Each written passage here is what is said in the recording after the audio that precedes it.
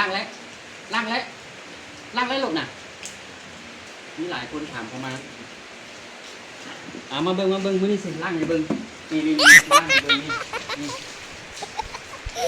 ไปเรียกมาที่จริงล่างทุกมื้อล่างทุกมื้อเลยก็มีส่วนตัวเพื่อนหลายล่างทุกมื้อเลยล่างทุกมื้อแล้วรถนี่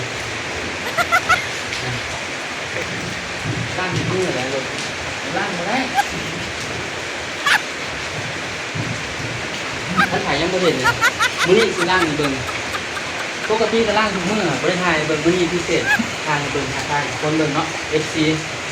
อย่าลืมกดไลค์กดแชร์คอมเมนต์มาเด้อมีล่างรถล่างงามอยู่เนาะ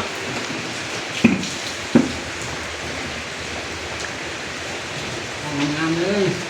โมเมนล้างแบบนั้น โมเป็นล่างเดี๋ยวนี้เอ้า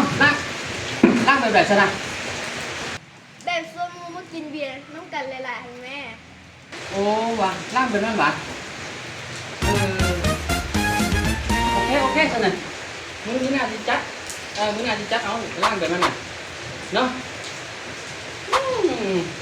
อุ้ยพอก็ได้